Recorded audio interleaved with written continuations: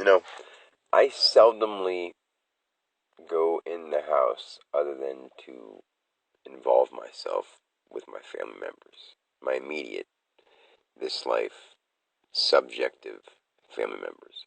I don't want to talk like that too much, but I'm just going to get into more detail before I say these things. Like when I say my mom, dad, my brother, and this kind of stuff, of course, I have to say these words in order to explain their position in my life, and the factors, the roles, and the part they play. I had a amazing mid morning, early morning, 2 a.m. gut rumble from some red beet tops, which I must say are delicious and taste much like spinach. And, sometimes those things hit you at some weird times, so I had to go into the house to use the bathroom. And I went inside, and I heard my mom snoring. I heard my dad's, or not snoring, they were more or less just their breathing, the sound of their, and I could tell which one was my mom, and my dad was more like, so they have the different tone of voice, and you could hear it in their breath, in their breathing pattern, more rather. And then, my brother Brian, I heard him go, and he got like the rumble in his nose, which was really cool. And I don't see them as my mom, my dad, my brother Brian. But if I say that, that would seem disrespectful. But at the same time, I am not Dan. That's the name my mom and dad gave me. How else could they refer to me? Yes, I understand that, for a name. But anything they would have thought about me before, they still have in their head maybe. And when they look at me, they just have to. They remember all the things that I have done because the account that would be behind the name that Dan holds in their memory bank would hold all these factors.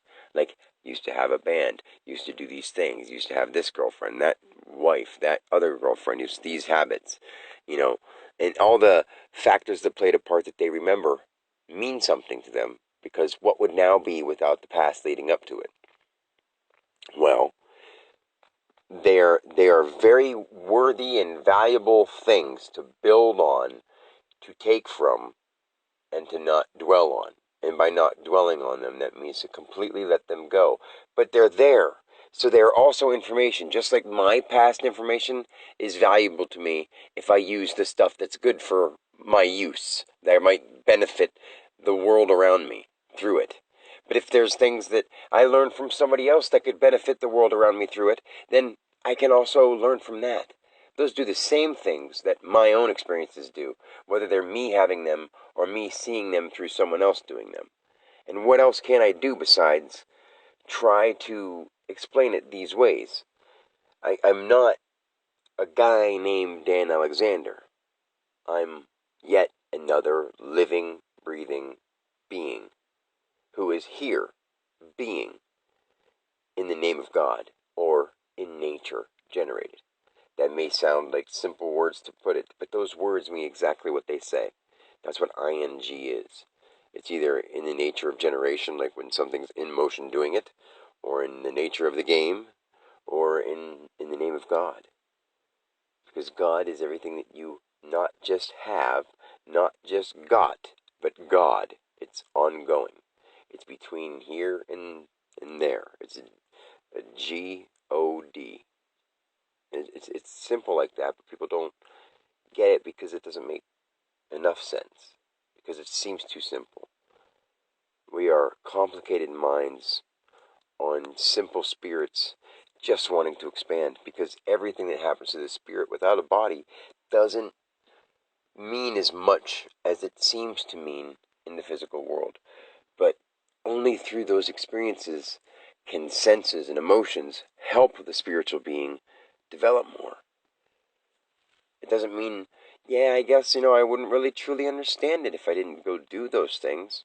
You don't have to, see a person get hurt to see that it's not cool to hurt somebody, and you don't want to see that happen, especially if it's someone you know and love and care about. Like, over a period of time, you're going to have dark thoughts, and that's something that you yourself have to deal with. If you can't, then so be it. That happens sometimes. But try. You need to try. That's the point. That's what you're here for.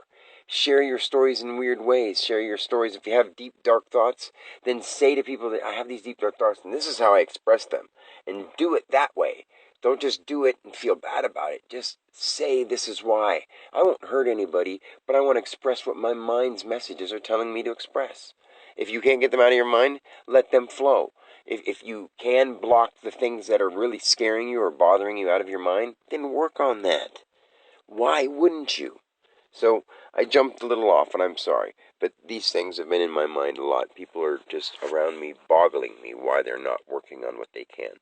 Because you can work on everything. Slowly but surely, you have to start with the little things that feel like you can do them. And then eventually you'll see that the things that seem so out of control are things that you actually can work on. So, with my mom and dad, my brother, like, I don't want them to be offended by this, but I don't see them as family. I see them as God itself, just in another form, right here in front of me, sharing this soul. Because soil is what the ground, the matter, comes from. Soul is what the spirit expresses through, where the invisible becomes a light body in solid matter. That's what the soul is. The one soul that all come from. The oversoul. Actually, the among soul. There's another oversoul that I could get to explain that with when we get there. People aren't there. People do not have a freaking inkling of where we're going because they've listened to too much crap.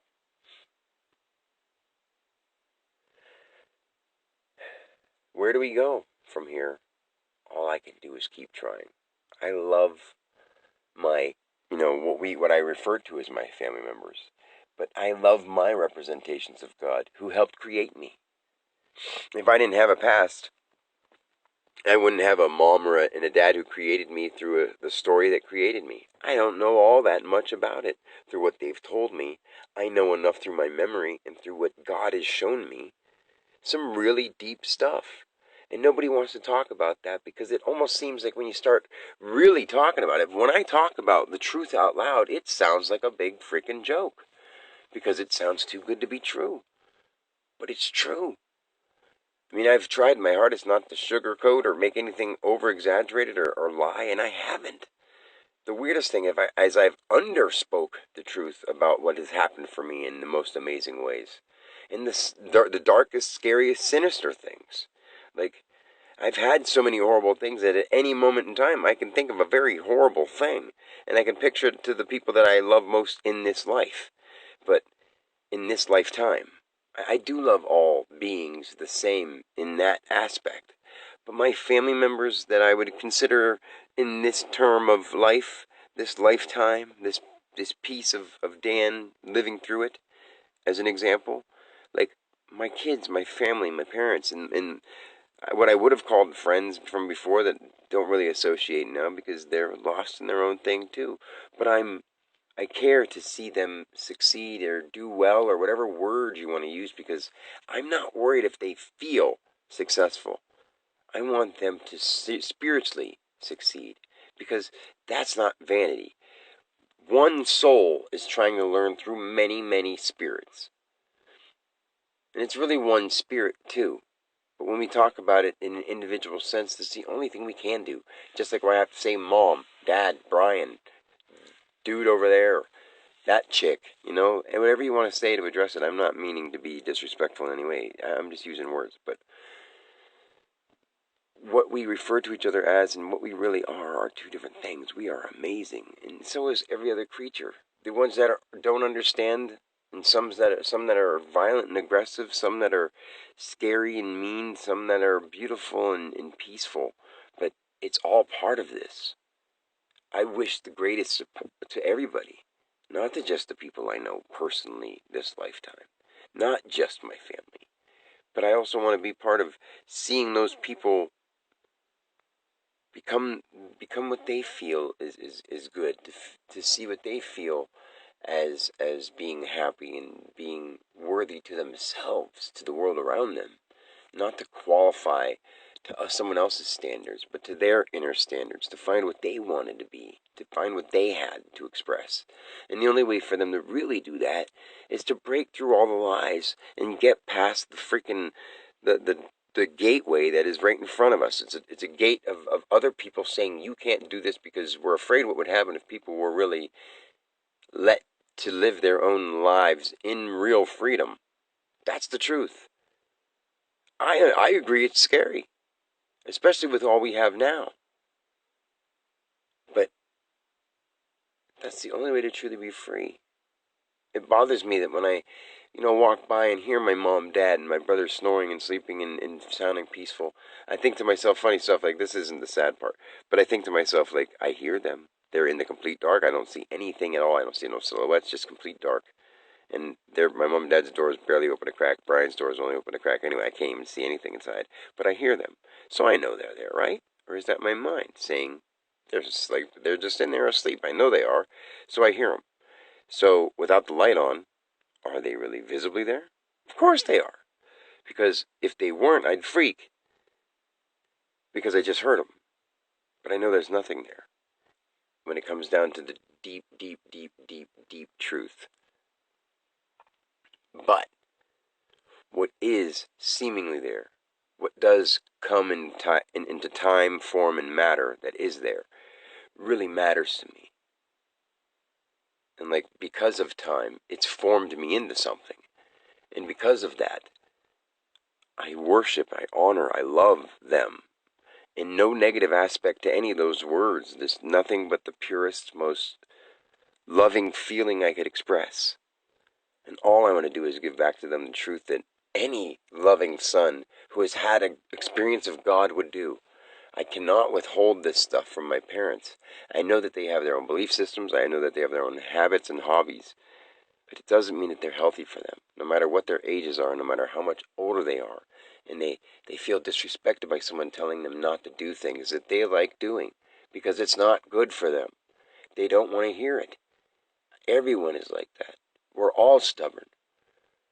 People say, I'm not a stubborn person until you say, stop doing this, stop eating that, stop watching that, stop thinking about those things. And if you think about them when you try not to, learn how to control that. I can teach you. I'm your child, or I'm a stranger, or I'm someone that you have never looked at as an example because, oh my God, what happened to this dude that I used to know, or this kid, or my nephew, or whatever people may look at me as, this stranger I've never met. Who are you to say anything? Just listen to what I'm saying. Feel my heart. Feel the truth coming out of this being right here. Whatever subject I get on, it only leads to the truth. There's nothing but the truth coming out of me anymore. And it may be bold, and sometimes it sounds silly when I say my name is Dan, when people call me something to refer to me, because I'm not worried about calling myself something else. It has led me to something in my life. Your name will lead you places based on what you go by what you feel you are, because your feelings and vibrations, in such a deep sense, it only makes sense, because sense makes you. So it is you. So it makes sense. You make sense, and you sense the sense it makes, because it's you. Giving out, coming back. The only way you can express that is in time. Time is a plus symbol with an I and a me. And it's also a plus symbol. I'm energy. Time is that. Expressed. Time, you could say, a thing in motion, expressing. Or a thing identified, manifesting energy. Those things are what they are. Because you can't have those without movement. And you can't have without movement and even thought activity. To make a sound progress from to even be heard, it would have to have a millisecond to be heard. There would be no sound, no nothing, without time in a physical expression. But without a physical expression, you don't need that word, and it means nothing at all. It's endless, but endless in a way that is so superb You can make it the darkest and deepest, scariest, or you can make it the lightest and deepest, awesome and greatest, highest, most beautiful. But it's up to your own consciousness to take control of you. And that goes to everybody, my mom, dad, anyone who is on their deathbed today. I hope they can hear this and really listen and really take a deep moment to at least try one of my breathing exercises and listen to just a few of the things I have to say. Or I would come there and talk to them in person, because I have a lot more to say to somebody who's open to it than what I'm trying to put on these recordings, because I want people to actually hear it and not think I'm just out of my freaking mind. Because it takes a lot of time to work up to being able to handle the divine spiritual truth of God itself. But I have to start somewhere with the letters in the alphabet. And once they actually understand all that, they'll really be like, whoa, I never realized that. How could I not have? Anyway, that's all I'm going to say for now. This phone is getting pretty full, and I'm going to have to do an upload to my computer soon. So, until next time, I love you. Mom, Dad, Brian, Chuck and Mike, you're not here, that's why I didn't include you. All my kids, the people in the world, I love you guys. This is just me trying to help you all understand. Including the people that are seeming to not understand that they're only hurting me and hurting themselves by following along with policies and ideas. Whether they seem to have made sense at one time, or even did until I said this straight to them, that money means nothing. The ideas we've all followed along with mean nothing. It's time to forget about what the past did just yesterday. Use it to make right now better. And from here on forth, forgive the past. If they keep reenacting those past mistakes and past failures and past aggressive actions, you gotta do something. Maybe speak up. Do something. Take yourself away from it. If it's not harming the ones you love and whatever, or harming too much, all you can do is help from afar. Because if you try to get yourself right intertwined at the wrong time, you're just going to be stopped short, and you're not going to help anybody by being dead, or by being stopped, or by being arrested, or by being, I don't know. You're not doing anything if you do it the wrong way. And there is, yes, no right or wrong way, but I hope you know what I'm trying to say. Words are very, very crucially,